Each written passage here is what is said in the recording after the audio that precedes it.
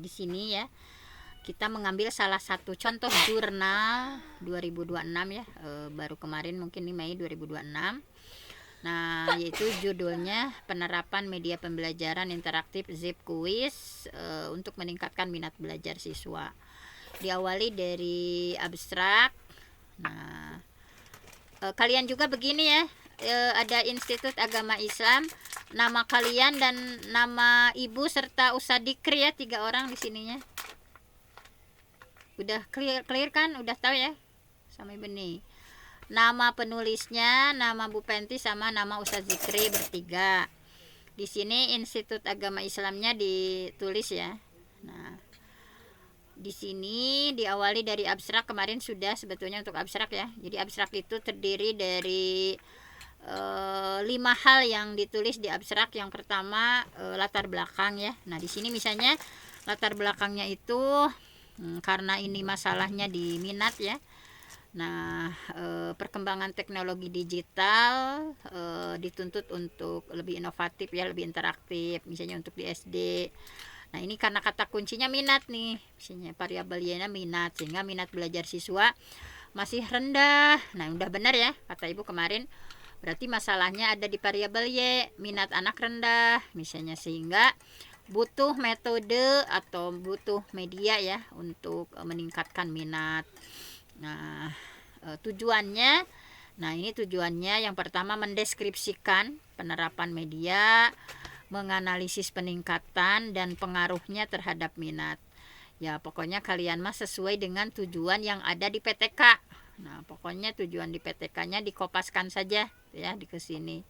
Cuman di kata kuncinya misalnya mendeskripsikan penerapan, kemudian menganalisis. Nah ini tentang pengaruhnya terhadap minat belajar, tergantung dari rumusan kalian masing-masing ya, atau tujuan kalian masing-masing. Metodenya menggunakan PTK dengan model. Nah ini mah beda lagi sama kalian ya, kalian Ibu samakan satu saja yang Chemist and Taggart ya, yaitu ada plan, action, observe, reflect. Kalau ini mah diagnosis, design, action, observation, evaluation, dan reflection. Sebetulnya sama ya. Jadi ada diagnosa dulu, kemudian baru dibuat desainnya, tindakannya seperti apa, pengamatannya bagaimana, evaluasinya seperti apa, dan refleksi. Nah ini lebih dirinci, padahal mungkin bukan mungkin ya, sebetulnya cara kerjanya sama. Kalian juga kan yang pertama itu ada plan dulu ya, ada perencanaan dulu, dan bisa merencanakan itu kalau hasil diagnosa ya, misalnya ada prasiklus, misalnya melihat penyakitnya seperti apa, atau misalnya minat nih ternyata hasil belajarnya yang rendah, misalnya motivasinya yang rendah, pemahamannya yang rendah. Nah itu kemudian dibuat desain ya, dibuat perencanaan, kemudian ditindakan ya, dilaksanakan di kelas, kemudian dilakukan pengamatan, kemudian dievaluasi apa kekurangannya ya untuk perbaikan ya, dilakukan refleksi. Nah subjeknya, nah ini ya subjeknya berjumlah 23. Tekniknya, nah seperti ini ringkas ya. Kalau kalian kemudian ada yang rinci gitu ya, meliputi apa saja teknik mengumpulkan datanya. Tentu saja ada observasi sama ya, mengamati, ada dengan angket, nanya ke anak, ada wawancara, ada dokumentasi. Nah jangan lupa dokumentasinya. Nah kemudian analisis data itu untuk digunakan mempresentasikan ketuntasan ya, dan engine untuk mengukur kalau ini peningkatan minat. Nah kalau kalian yang ada motivasi atau minat ya, nah ini menggunakan ini, sehingga hasilnya nah adanya peningkatan minat belajar. Nah jadi hasilnya itu sesuai dengan yang ada di tujuan. Nah mendeskripsikan penerapan medianya ya. Jadi kalau ini mah langsung menunjukkan adanya peningkatan minat belajar, ini mah menjawab pertanyaan yang rumusan masalah kedua. Kalian mah karena baru belajar ya, jadi harus rinci misalnya tujuan pertama apa, tujuan kedua apa, ini dijawab. Nah kemudian kesimpulan, jangan lupa Ibu lupa ya menyampaikan kesimpulan. Kesimpulannya bahwa intinya ini sesuai judul ya, bahwa penerapan media pembelajaran interaktif Zip Quiz terbukti. Nah efektif dalam meningkatkan minat. Media ini mampu menciptakan pembelajaran lebih menarik, interaktif, berpusat pada siswa.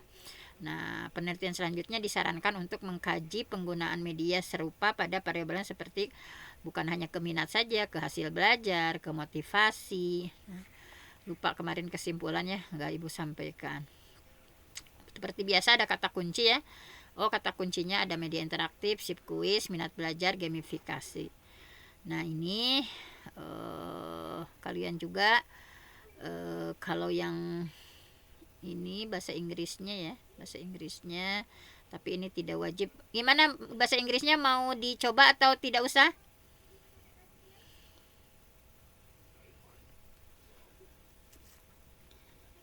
Tes. Kalau tidak usah dulu gimana Ibu? Iyalah, nggak usah dulu ya, kalian mau lagi belajar ini aja. Karena ini Sinta, kayaknya Sinta berapa ini ya?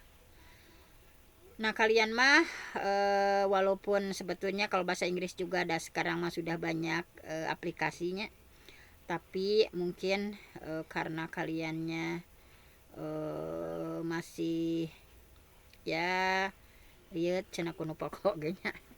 Ya biarlah, nggak usah bahasa Inggris terlebih dahulu ya, kita dengan Indonesia saja dulu, kecuali nanti mau Sinta 2 gitu ya. Nah, kemudian sekarang yang akan dilaksanakan sekarang, silahkan buat pendahuluan. Nah, pendahuluan itu isinya sama kayak tadi. Jadi pendahuluan itu kayak di latar belakang masalah sebetulnya. Jadi kalian kan udah bikin ya latar belakang masalahnya. Nah, mulai dari ada data, fakta, ada pendapat ahli, cuman lebih dipersingkat lagi. Nah, pendahuluannya ya jadi mirip dengan latar belakang masalah. Intinya di pendahuluan itu di sini ya, misalnya pendidikan itu aspek fundamental untuk meningkatkan SDM. Di abad 21 pendidikan itu harus beradaptasi dengan teknologi. Nah, ini kan latar belakang ya. Latar belakang kenapa dia ngambil media kuis tadi ya. Nah, jadi harus kenalan dengan teknologi, kemudian supaya pembelajarannya lebih efektif, inovatif. Nah, perubahan ini mendorong ya, transformasi ini mendorong pembelajaran yang tadinya berpusat pada guru menjadi berpusat pada siswa, sehingga harus aktif ya dalam proses pembelajaran siswa.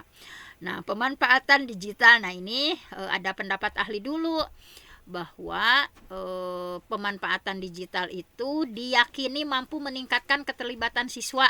Nah, jadi fungsi dari pendapat ahli itu menegaskan bahwa judul ini sesuai gitu, bahwa dengan media digital itu diyakini mampu meningkatkan keterlibatan siswa, menciptakan pengalaman belajar yang lebih bermakna. Nah, ini ada pendapat ahli dulu. Nah, ini kemudian pada jenjang MI ya, khususnya kelas rendah. Nah, proses belajar itu memiliki peran penting untuk membangun fondasi ini. Misalnya ya, karakteristiknya seperti apa. Anak MI itu masih mikirnya, masih sifatnya konkret, visual, aktivitasnya harus menyenangkan. Nah, tapi kenyataannya masih ditemukan pembelajaran yang monoton. Nah, ini masalahnya ya, disampaikan. Kalian juga udah selesai ya di latar belakang. Ternyata di kenyataannya masih monoton, kurang memanfaatkan media pembelajaran interaktif sehingga siswa itu bosan, kurang fokus, kurang punya minat ya dalam memiliki pembelajaran. Nah, minat itu apa? Nah, di sini sampaikan. Padahal kata pendapat ahli nih ya, bahwa minat belajar itu aspek penting gitu ya dalam keberhasilan pembelajaran, karena siswa yang punya minat tinggi akan lebih aktif. Nah, jadi ada pendapat ahli lagi. Nah, jadi pendapat ahli itu di variabel X ada, di variabel Y ada. Ya, tadi kan variabel X-nya tentang digital. Nah, bahwa bisa meningkatkan pendapat ahli. Kemudian di variabel Y tentang pentingnya kalian yang pemahaman ya. Pentingnya pemahaman dalam pembelajaran, misalnya yang hasil belajar, pentingnya hasil belajar, dan itu dikutiplah salah satu pendapat ahlinya. Nah, sehingga ada solusi.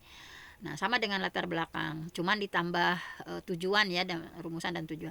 Salah satu upayanya, nah, untuk meningkatkan minat itu melalui penerapan gamifikasi.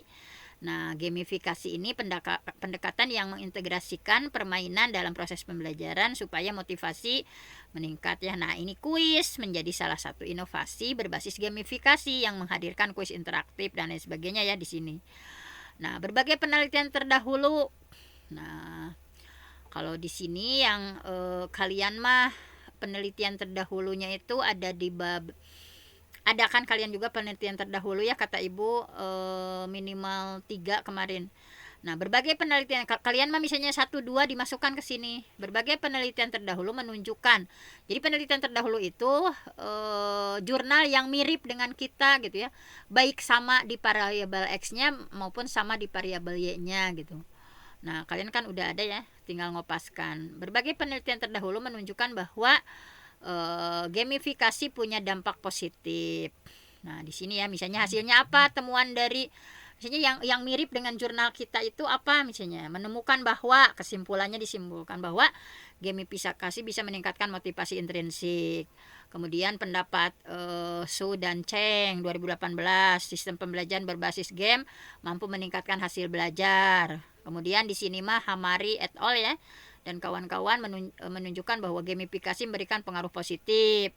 Penelitian siapa lagi ini mah ada 4 ya, kalau kalian malah mau 1 mau 2 juga silahkan ya karena lagi belajar ya. Nah begini gitu ya, temuan-temuan tersebut menunjukkan, disimpulkan dulu bahwa gamifikasi merupakan pendekatan yang efektif. Nah kemudian disebutkan perbedaan penelitian ini. Nah, harus disebutkan ya. Tadi kan hasil penelitian orang tentang jurnal yang mirip dengan kita itu kesimpulannya begitu. Nah, perbedaan penelitian dengan peneliti sebelumnya adalah penelitian terdahulu sebagian besar dilakukan itu mah jenjang menengah dan tinggi. Nah, penelitian ini mah khusus penerapan media di jenjang MI ya, jenjang dasar gitu. Jadi yang penelitian terdahulu yang jurnal mirip sama kita itu mah tadi mah membahasnya di tingkat Dikmen ya, pendidikan menengah dan tinggi. Ini mah khusus gitu di SD. Nah, selain itu penggunaan media ini juga jarang diteliti ya, khususnya di kelas 1. Nah, berarti ini adanya kesenjangan penelitian yang perlu dikaji lebih lanjut, terutama menyusukan media dengan siswa yang siswanya usia dini. Nah, penelitian ini penting dilakukan untuk memberikan kontribusi dalam pengembangan media sesuai dengan karakteristik. Nah, tujuannya, nah disebutin di pendahuluan, kopaskan saja ya tujuan yang ada. Tapi ini mah masih dipakai 1 2 3 ya, enggak di kalau di abstrak kan koma-koma. Ini mah tujuan penelitian ini adalah untuk, nah dinarasikan seperti ini ya. 1 mendeskripsikan penerapan media, 2 menganalisis peningkatan minat, 3 menguji pengaruh. Nah, padahal sebetulnya untuk PTK itu dilarang ada istilah pengaruh ya. Kalau pengaruh itu udah uji kuantitatif berarti, tapi nggak apa-apalah. Ini juga sudah terindeks Sinta ya. Nah ini seperti ini pendahuluan itu kurang lebih isinya tentang latar belakang, ada pendapat ahli, ada data, ada fakta, ada tujuan, ada penelitian terdahulu. Nah, untuk metodenya tinggal mengopas dari PTK ya, kalau sudah selesai PTK tuh, tapi disederhanakan gitu. Jangan metode misalnya plak atau udah kanal teuing kan, ini mah maksimalnya 7 halaman saja ya. Karena kita akan dibukukan 7 halaman saja, jadi jangan terlalu banyak. Jadi nah ini metodenya itu. Nah, ini yang penting-pentingnya ya. Penelitian ini menggunakan pendekatan PTK modelnya. Nah, kalian mah yang Plan Action Observe Reflect ya, ini mah DDAR. Kalian mah modelnya Plan Action Observe Reflect atau PAOR ya, PAOR kalian mah. Nah, untuk meningkatkan minat. Nah, ini ya sesuai judulnya. Nah, ini meningkatkan minat melalui penerapan apa misalnya ya, di SD mana, mau kalian SD-nya kalau yang kesulitan ya, yang kesulitan dapat sekolah nggak apa-apa, masih SD dalam bayangan juga, tapi lebih baik sih SD nyata ya. Misalnya boleh ngikut ke SD misalnya yang belum dapat sekolah nih, ada temennya yang sudah dapat sekolah, nah boleh ngikut misalkan 1 SD silahkan untuk beberapa orang misalnya, karena misalnya kita memang agak terlambat ya di ini karena memang sulit ya. PTK itu sebetulnya 2 bulan juga baru pada beres sebetulnya kalau efektifnya, tapi karena kita dibagi 2 ya pembelajarannya dengan kolaborasi dengan Ustadz ya, jadi mungkin sedikit banyak agak kurang interaksi ibu dengan kalian ya. Jadi memang salah satu kekurangannya, walaupun di banyak kelebihannya kolaborasi, tetapi di antara kekurangannya sehingga tidak maksimal gitu di bagian ibunya. Nah, jadi sekali lagi untuk tempat objek penelitiannya, kalau misalnya hese-hese teuing bisa kalian hanya dalam itu ya, misalnya fiktif, tetapi kalau lebih baik apalagi punya teman yang sudah dapat sekolahnya, silahkan untuk berkolaborasi saja ya. Misalnya di sekolah tersebut, misalnya beda kelas kah, atau maupun sama kelas juga beda mapel kah. Nah, silahkan saja untuk saling berbagi gitu ya, berkolaborasi di sekolah yang sudah dapat. Nah, kemudian tujuannya tadi ya. Nah, tujuannya untuk meningkatkan apa, titik. Nah, pendekatan PTK ini dipilih karena mampu memberikan solusi terhadap masalah pembelajaran secara langsung melalui siklus tindakan yang berulang dan sistematis. Nah, kalau kalian mah bukan model DDAR ya, kalian mah PA tadi ya, Plan Action Observe Reflect ya, digunakan untuk karena punya tahapan yang lebih rinci, misalkan dibanding model PTK lainnya. Ini mah alasannya memakai DDAR ya. Kalau kalian mah dirasa sudah cukup dengan itu juga gitu ya. Nah, ini kemudian teknik pengumpulan datanya tadi ya. Ini yang disampaikan di itu ada instrumennya melalui apa, lembar pengamatan bagaimana aktivitas guru, lembar pengamatan minat, angket minatnya. Kalau yang hasil belajar mah nggak mesti ada angket ya, misalnya jadi dari evaluasi penilaian harian atau penilaian UTS atau UAS gitu ya. Kemudian dokumentasi kegiatan harus ada. Lembar pengamatan untuk mengamati keterlaksanaan, kemudian responnya. Nah, karena ini minat sehingga angket ya. Kalau yang hasil belajar mah yang nilai mah nggak usah misalnya pakai angket ya. Karena ini mah angket, kenapa angket? Karena minat. Nah, angket minat belajar digunakan untuk mengukur perubahan minat dan lain sebagainya ini ya. Nah, pembunuhan berbagai tekniknya disampaikan. Nah, kemudian model ini kalian menyesuaikan saja dengan yang Bu Mira itu ya, yang metodenya. Nah, ini tahapannya apa saja, perencanaan itu apa, pelaksanaan itu apa, observasi itu apa, refleksi itu apa ya. Nah, seperti ini. Memang siklus ini lebih rinci yang ini mah, tapi kalian malah untuk belajar itu mah lumayan dengan Chemis and Taggart juga ya. Nah, ini seperti ini hasilnya. Nah, ini hasil dan pembahasan bab 3. Ini tinggal ngopas ya di kalian di bab 4-nya ya. Kopaskan ke sini tapi diperingkas. Nah, penelitian ini merupakan PTK yang bertujuan meningkatkan, karenanya meningkatkan minat ya. Kalau kalian meningkatkan hasil belajar, meningkatkan motivasi, meningkatkan pemahaman sesuai judul. Nah, ini ada berapa siswa yang di itu pemilihan kelas ini berdasarkan hasil pengamatan awal. Nah, menunjukkan bahwa misalnya hasil belajar rendah, minat rendah, dan lain sebagainya. Juga terlihat dari kurangnya perhatian, rendahnya antusiasme, minimnya keterlibatan. Nah, ini tahap prasiklus. Nah, ini kayak ini ya. Sebelum pelaksanaan tergantung kalian ya. Kalian karena sudah mencontoh dari Bu Mira, apakah ada tahap prasiklus atau enggak. Nah, kalau yang ada tahap prasiklus silahkan, yang enggak juga langsung silahkan. Nah, sebelum pelaksanaan tindakan, peneliti ada prasiklus dulu ya. Jadi pengamatan awal, misalnya lihat, misalnya oh ternyata hasil pengamatan menunjukkan bahwa belajar rendah itu gimana, misalnya oh terlihat siswanya kurang fokus, mudah bosan, belum menunjukkan ketertarikan, pembelajarannya didominasi teacher center gitu ya, sehingga cenderung siswa teh pasif misalnya ini. Dari total 23 siswa hanya 9 siswa gitu ya, atau 39% yang minatnya baik misalnya, yang mengamati penjelasan guru, mau menjawab pertanyaan, mengikuti kegiatan secara antusias. Sementara yang lain mah kurang aktif atau kurang terlibat. Nah, kalau sini digambarkan secara serius ya. Misalnya yang tuntas lebih dari 75. Jadi hanya 9 orang gitu ya yang bagus gitu, yang perhatiannya minatnya bagus. Yang tidak tuntasnya 14 siswa gitu ya, hanya 60% yang justru yang pada tidak tuntas, yang minatnya rendah ya, ada sampai 60,9% dari 23 siswa itu. Nah, berdasarkan tabel 1 ya. Nah, di sini disampaikan ketuntasannya seperti apa. Nah, kemudian hasil wawancaranya bagaimana kondisinya ya. Nah, ini siklus 1 yang di Bu Mira saja kalian mah ya, yang perencanaan, pelaksanaan, observasi dan refleksi. Nah, yang sudah ada contoh kan tinggal dikopas-kopaskan saja hasilnya seperti apa, siklus perencanaan, pelaksanaan, pengamatan dan refleksi. Nah, ini seperti ini ya hasilnya misalnya. Kemudian di siklus 2 kan kalian juga sudah ya belajar dari yang Bu Mira.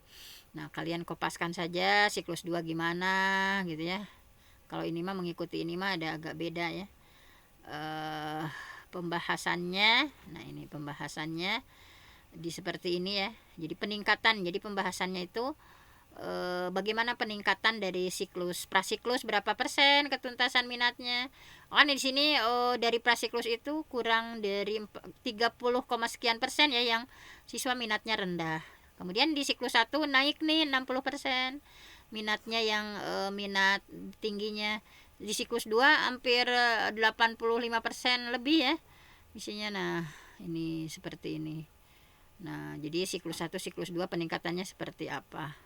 Nah, ini ya. Kesimpulan, terakhir kesimpulan. Nah, jadi kesimpulan itu menjawab rumusan masalah. Kalau rumusan masalah ada 3, kesimpulannya pun ada 3, tetapi tidak kesimpulan 1, 2, 3. Seperti ini saja dinarasikan ya. Cuman isinya menjawab rumusan masalah. Nah, daftar pustaka udah. Nah, seperti ini. Gimana mau satu-satu? Coba bikin pendahuluannya dulu. Hari ini bikin pendahuluan. Silahkan untuk membuat pendahuluan. Nah, mengopas dari latar belakang dan tujuan. Silahkan. Sudah pada beres?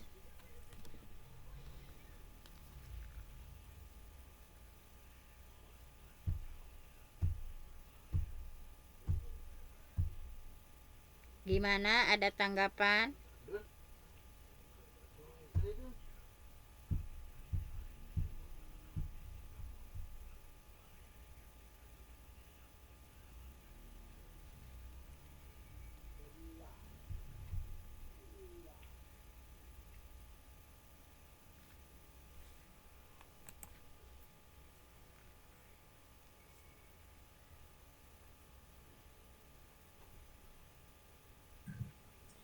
Ibu hasil dari membuat pendahuluannya dikirim di grup.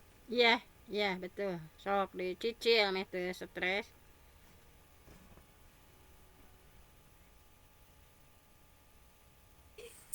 Oh, Ibu.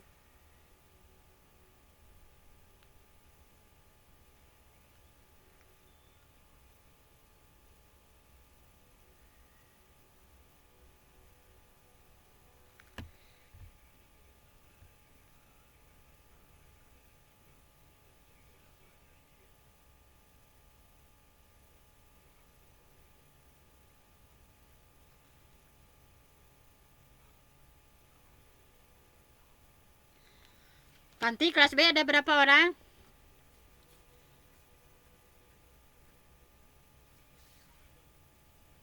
Berapa ya ini teh sebentar, Bu? Cuma sedikitnya. Bu Erwin kamarana. Ya, Ibu mungkin ini Bu masih di sekolahnya mungkin gak tahu bentar. Gusti meni rajin-rajin teh yang mana di sekolah jam sakieu. Bukan maksudnya Ibu baru beres. Bentar. Mau dihitung dulu, mau lihat dulu, mau pilih lepat. Abi mah Ibu namanya rek saya kamari di sekolah. Gusti meni rajinnya ibu-ibu.